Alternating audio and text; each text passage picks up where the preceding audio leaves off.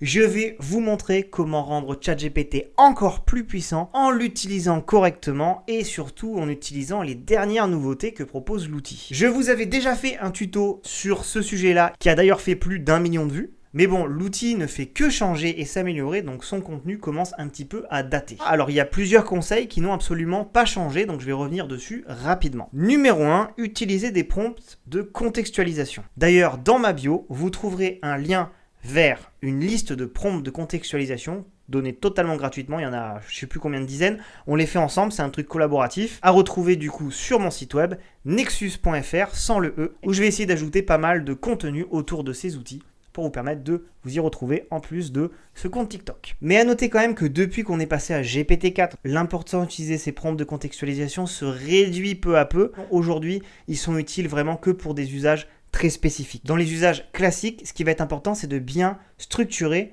votre prompt de base, mais pas forcément en utilisant un prompt standard que vous avez récupéré sur Internet. C'est vraiment ça qui est crucial, c'est que vous sachiez vraiment ce que vous voulez quand vous le demandez à ChatGPT et que vous sachiez comment bien structurer votre texte pour bien lui faire comprendre ce que vous cherchez. Également, vous avez un modèle justement pour bien structurer vos prompts personnalisés qui est disponible sur la page de mon site web où il y a la liste des prompts standards. Deuxième conseil, utilisez l'historique un maximum. Et je peux vous dire que moi, avec bientôt 1 an d'utilisation intensive de ChatGPT tous les jours, c'est la fonction que je trouve la plus utile. Comme ChatGPT va garder justement la connaissance des échanges que vous avez eus au sein de cette conversation, vous allez pouvoir aller beaucoup plus en profondeur sur un sujet. Ceci étant dit, c'est à double tranchant aussi. C'est-à-dire que si vous commencez à lui envoyer n'importe quoi comme message, vous allez carrément le rendre défaillant et il va juste plus fonctionner pour faire ce que vous voulez faire au sein de cette conversation. ChatGPT aussi, lui, il donne automatiquement des noms aux conversations que vous avez avec. Mais je vous invite à pas hésiter à les personnaliser. Ça va vous permettre d'aller plus facilement la retrouver pour continuer cette conversation plutôt que d'en commencer une autre. Conseil numéro 3, utilisez les plugins qui vous permettent d'étendre les capacités de l'outil. C'est des applications tierces qui sont développées un peu comme sur le modèle de l'App Store sur iPhone, sauf que là, c'est des applications, des plugins disponibles dans vos conversations GPT-4 qui vont me permettre par exemple d'aller requêter le web, d'aller chercher des images sur Canva par exemple, de faire des calculs avec Wolfram. Le truc des plugins, c'est que tous les développeurs du monde se sont mis à créer des applications pour ChatGPT. Donc vous avez des trucs totalement nuls qui ne fonctionnent pas. Carrément des plugins d'ailleurs qui posent des gros problèmes de cybersécurité parce qu'ils peuvent récupérer vos infos et potentiellement les sortir de ChatGPT. Mais vous avez aussi évidemment des plugins qui sont super pertinents. Le meilleur plugin, justement c'est pas vraiment un plugin, c'est le Custom Code Integrator qui maintenant s'appelle le Advanced Data Analysis, qui permet d'aller analyser des données beaucoup plus en profondeur et surtout d'aller analyser des formats de données que ChatGPT ne pouvait pas analyser jusqu'à maintenant. Par exemple, vous allez pouvoir lui envoyer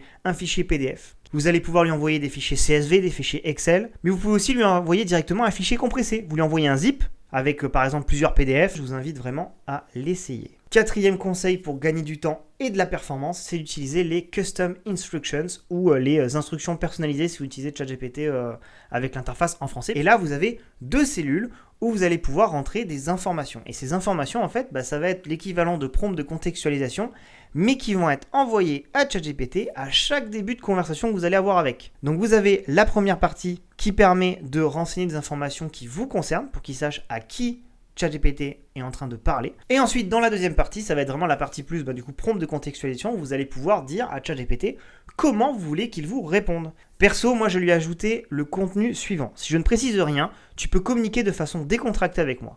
Tu peux me tutoyer et garde à l'esprit que je suis toujours ouvert à des suggestions. N'hésite pas à me dire quand tu ne sais pas quelque chose, mais n'hésite pas non plus à faire des suppositions tant que tu le précises. Et en faisant ça, j'ai remarqué une amélioration dans la qualité des réponses qu'il m'a données. Mais là, c'est un peu comme pour l'historique des conversations, il faut aussi faire très attention à ce que vous mettez à cet endroit-là parce que ça va influer sur toutes les conversations que vous allez avoir par la suite. 5e conseil et pas des moindres, utilisez l'application sur mobile. Maintenant, ça fait un petit moment que l'application officielle d'OpenAI est sortie, donc c'est ChatGPT et vous regardez l'éditeur, c'est OpenAI. Sur l'application, vous allez pouvoir accéder à toutes les conversations que vous avez aussi sur la version web via l'historique. Mais vous avez une fonctionnalité en plus qu'on n'a pas encore sur la version desktop, même si apparemment ça arrive, c'est le speech to text. qui va vous permettre justement d'enregistrer un audio, comme quand vous envoyez un message vocal, qui va après être transformé en texte et envoyé à ChatGPT. En plus, ChatGPT va être capable d'un petit peu nettoyer la structure de ce que vous lui avez demandé et de vous donner du coup une réponse rapide et pertinente par rapport à ça. Et c'est assez impressionnant d'ailleurs de voir à quel point l'IA de speech to text d'OpenAI est beaucoup plus performante que celle d'Apple ou de Google. Parce que quand vous dites quelque chose et que c'est retranscrit en texte, c'est vraiment assez propre, quoi. C'est souvent exactement ce que vous avez dit. Voilà, donc pense à t'abonner pour ne pas rater les prochains tutos sur comment utiliser ChatGPT, surtout qu'il y a des nouvelles fonctionnalités qui arrivent demain, notamment le text-to-speech et la possibilité d'envoyer directement des images à ChatGPT, ce qui va en faire un outil presque à 100% multimodal puisqu'il restera plus que les vidéos. Mais ça, on en parle dans des prochaines vidéos.